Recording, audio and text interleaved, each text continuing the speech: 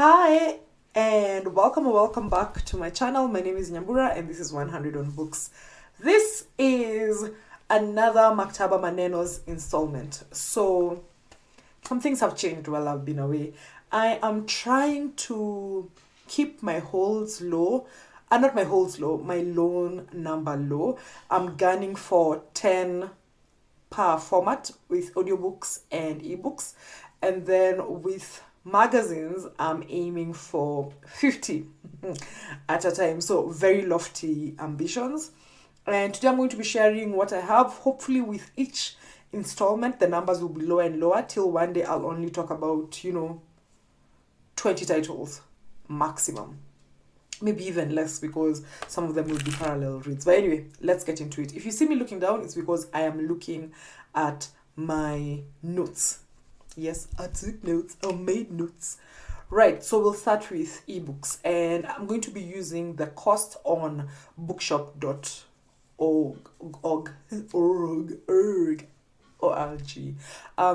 know that the prices will generally be lower on Amazon, but my ideal self would buy books from an independent bookseller, and that's why I'm using bookshop.org prices. So think of this as sort of on the high end, but still, it's just a measure of what the book could possibly cost. I'm going to talk about the ebooks I have borrowed that are not parallel reads. Parallel reads here are books where I've borrowed both the ebook and the audiobook, or books where I have the print and audiobook versions. So the first of those is The Teen Interpreter by Terry Apter. I think Wendy from Somanami Bookshop and many other bookish ventures is how I first learned about this book. The next is When Heaven and Earth Change Places by Lili Hayslip. I don't quite know how I came upon this book, but I found it interesting and I've kept renewing it, so I should actually get around to reading it. Next is The Corner That Held Them by Sylvia Townsend Warner, which I suspect I learned about via YouTube. Next, Sightseeing by Ratawut Lapcharonsap. I feel like I've butchered that name. I have no idea how I came upon this book. It might have been during my, searching for Aravinda Digger books. I know those times when you're searching for a book on Libby and then it suggests other readers and you're like, this looks interesting, and so you borrow it. I don't actually think I've read a book by a Thai author or an author who has any connection to Thailand, so this will be interesting on that level. Fine, a comic about gender by Rhea Ewing, which I think I mentioned in a previous installment, so I should actually get around finishing it. Next, Kinship, the Disability, Justice and Art Activism of Sins Invalid by Shada Kafai, which I first heard about through my friend Fataba, who's a really cool musician, dancer, thinker, and curator generally. Next is The Art of Rest, How to Find Respite in the Modern Age by Claudia Hammond. I talked about this in a previous installment. It was recommended to me by Ivy Nyanyeka. Next, Big Magic, Creative Living. Beyond Fear by Elizabeth Gilbert. Yes, she of Eat, Pray, Love. And this I've seen sort of floating about, for people who want to do creative things, etc. And I think of myself as a creative person on occasion, so I figured why not. Next, Woman Riding in the Mountains by Yuko Tsushima, translated by Geraldine Harcourt. This is another one that I picked up because of YouTube, actually, because if I remember correctly, it was Sean the Book Maniac, that had really enjoyed this book. And then next, Indianish, Recipes and Antics from a Modern American Family by Priya Krishna. So I came to this book via I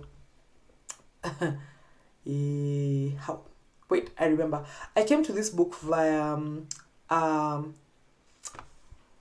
guide on how to cook different sorts of dal in a pressure cooker, right? An instant pot or whatever you call it where you're from. And I was like, scroll down to the bottom of the article, because there's a really cool graphic. I'll share the link to the article if I can remember where I found it. And I've realized that at the point at which that article was published, she was just about to publish this book. So I went, found the book, borrowed it from the library, and when I tell you I have not opened it, but I really want to try out some of those recipes, because especially if you have a mostly vegetarian diet, Indian cooking provides you with quite a lot of options. Next, Moms by Yongxing Ma and translated by Janet Hong. Yes, I know I've mentioned this before, so I'm not gonna rehash what I said. Ain't Burned All the Bright by Jason Reynolds and illustrated by Jason Griffin. This I think I heard about from Instagram, but I don't remember who, and I'm not very good with my with my bookmarks, so let's keep it moving. The Gang Hall by Stephen Rowley, which also is a recommendation that came from someone online. Fake It Till You Bake It by Jamie Wesley, which was recommended by Donna Reads on IG. I'll put a link to her Instagram downstairs. And then A Lie Someone Told You About Yourself by Peter Ho Davis. The premise sounded interesting. I don't know how I came upon it on Goodreads or something like that, so I was like, yeah, I'm going for it. Pastry Love, A Baker's Journal of Favorite Recipes by Joanne Chang. This I saw via Eve Ewing's Instagram, Eve Ewing the writer. Yeah, she bakes a lot, like does a lot of pastries and so on, and I'm in my baking era, sort of. Thanks especially to my friend Maureen, who I'll post a link to her her Twitter down below. She's a really good baker, and so yeah, I was like, I'll borrow this and see if I can try out some of the recipes. And yes, I have not opened this. Then Night of the Living Rest by Morgan Talty. This is a really buzzy book right now. I feel like if you've been online and you haven't seen this, you probably haven't been on the bookish internets, because it's been pretty big and it's also been shortlisted for awards and so on. Next, Sex and the Single Woman, 24 writers reimagine Helen Gurley Brown's cult classic by Eliza Smith, edited by Eliza Smith and Haley Swanson, which I think I mentioned this during the last time, came to me via an article, like, and so on and so forth. I'll post the links down below still. Next, A Trail of Crab Tracks by Patrice Nganang, translated by Amy Barham Reid. I don't know how I learned about this book. This is a common thing, to be honest. Like, sometimes it's like, oh, this book reminds me of blah blah, or like this book is interesting for some reason or whatever. So the next is Jericho by Anne McMahon. This came recommended by my friend MJ. I'm going to post a link to her Goodreads down below. Next, Overground Railroad, The Green Book Roots of Black Travel in America by Candace A. Taylor, which I first heard about on Greg's channel, supposedly fun. I'll post a link if I can find the video where he mentions it. And then I'll Judge You by Your Bookshelf by Grant Snyder. I've mentioned this one before. And Shadow Life by Hiromi Goto, which I heard about on That's So Pause channel. So yeah, that's it in terms of books, ebooks, which are not parallel reads that I have borrowed at this moment. I'm going to talk about the numbers later, so I can also have like a baseline for what reduction to expect going into the next installment. Right, so that's all the ebooks. And then audiobooks, these are not parallel reads. These are the ones that are not parallel reads, right? So the first is The Man Who Ate Too Much, The Life of James Beard by John Batzel, read by Daniel Henning, which I first heard of on Greg's channel still, but it was Joel, his husband, who mentioned it.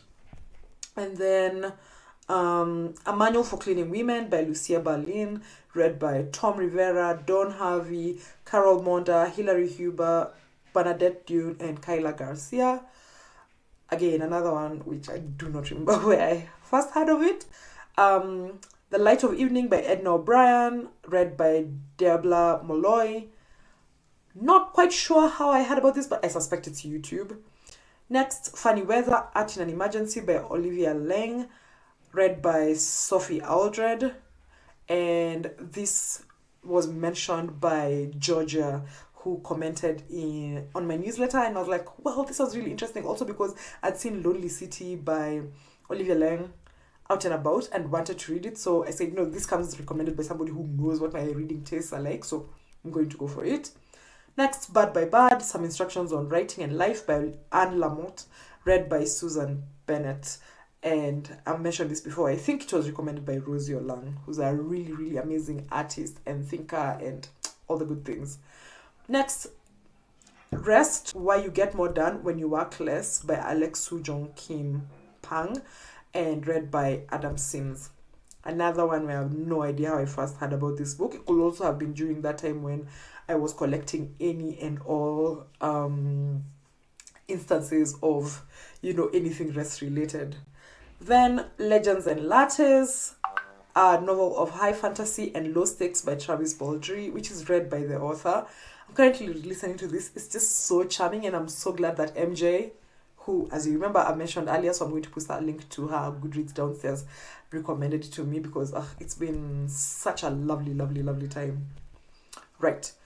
So now, for the parallel reads. These are books where I've borrowed the ebook and the audiobook, and I'm trying as much as possible to listen as I read, though sometimes I'll just listen and sometimes I'll just read, depending on, maybe I'm in a bus or I'm in a matatu, I'm not in a position to listen, or I'm doing a chore and I really want to keep listening to it, to keep interacting with the text, so I'll just listen, and so on. Anyway, the first of those is Black Futures, edited by Kimberly Drew and Jenna Wortham. It's read by the authors Kevin E. R. Free, whose reading I enjoyed with Real Life by Brandon Taylor, Dominic Hoffman, Robin Miles, Adenrele Ojo, another fave, and Barney Tapin, also another fave. This book came to me via, the fact that I've been following the editors, for a while, and I've mentioned it a few times, so I really want to be done with it the next time I talk to you. Next is Men Don't Cry by Faiza Gwen and translated by Sarah Adizoni, which is read by Fajer Al-Kaisi. This was suggested to me by Amyn. Not me personally, but I first heard about it via Amyn. I'm going to post a link to her Storygraph and her Substack down below. She's a really fantastic person to follow because, she's, those bookish people of one's dreams, so to speak. Then next is Invisible Child, Poverty, Survival, and Hope in an American City by Andrea Elliott.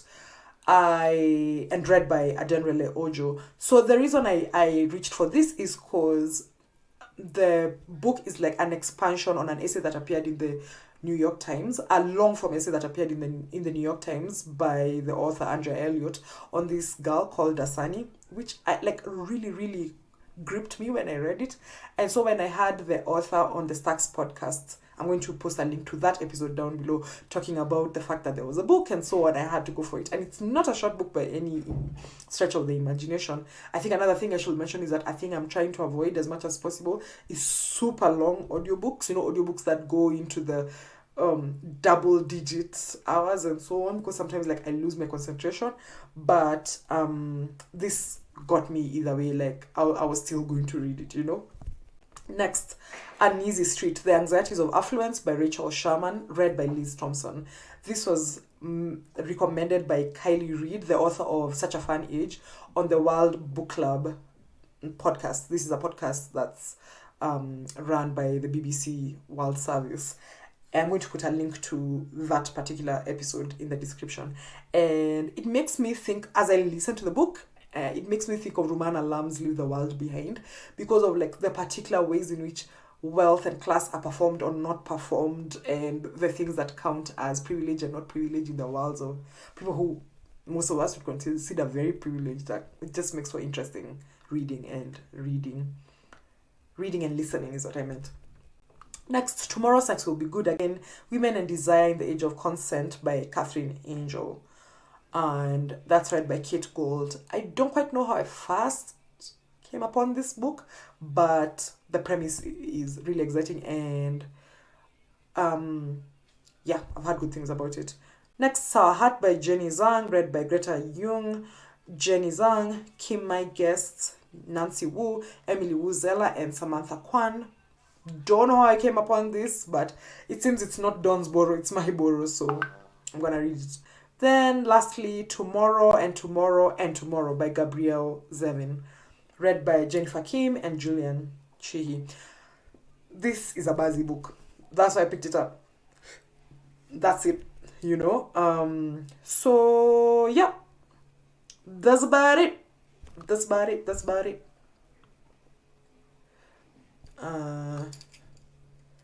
Wait, where am I?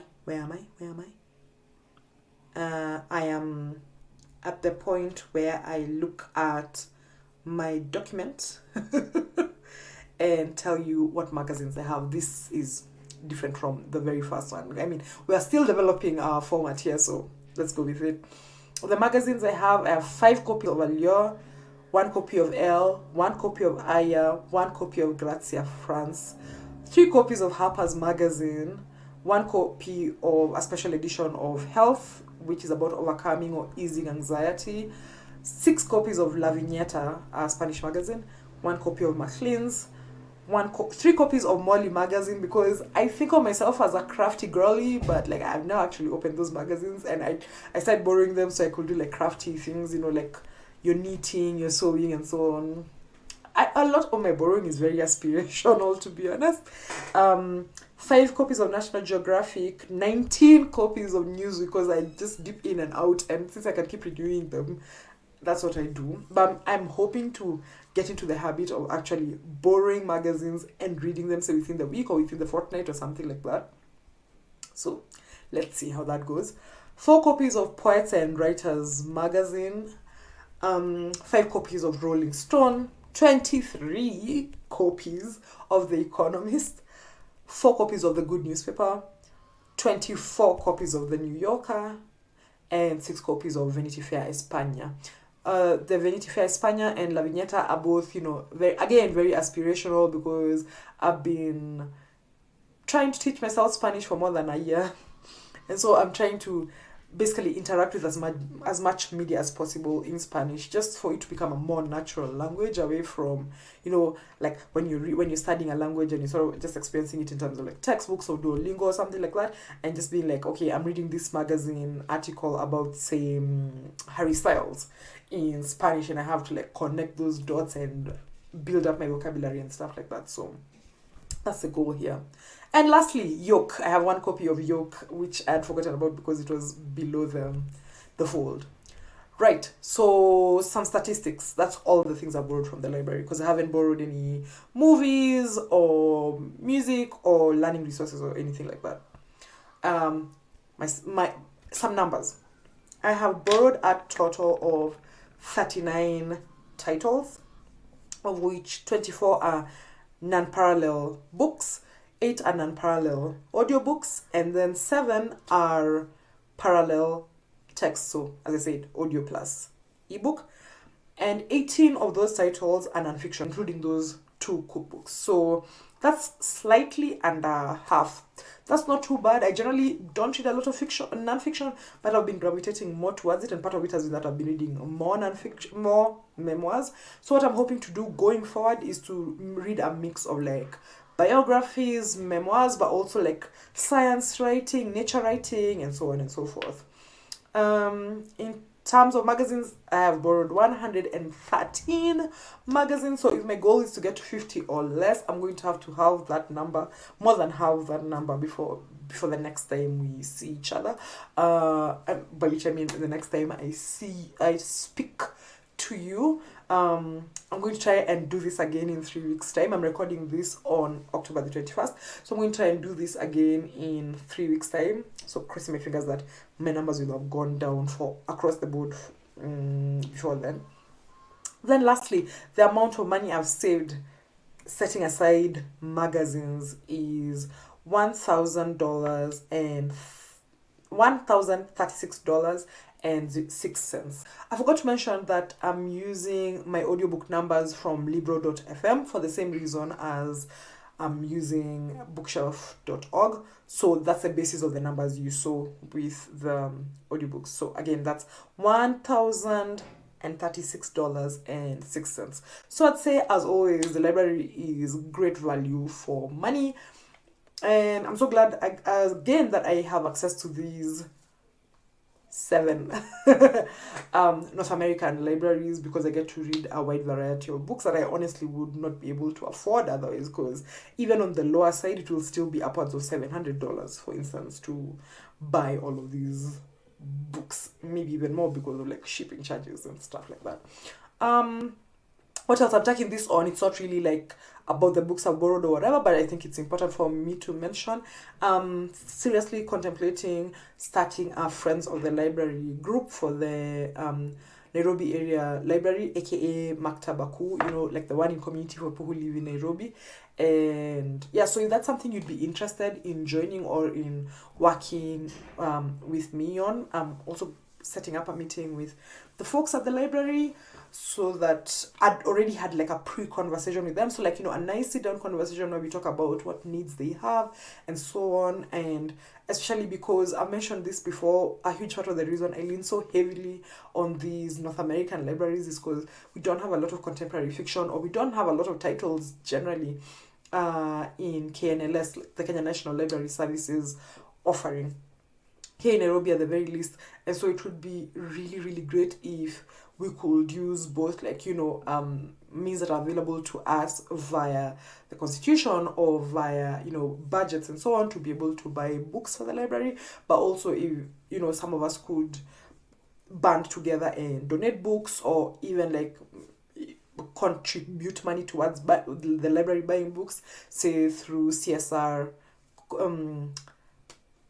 corporate social responsibility. Oh my god, CSR initiatives. I've been saying CSR for so long, I legit forgot what it meant.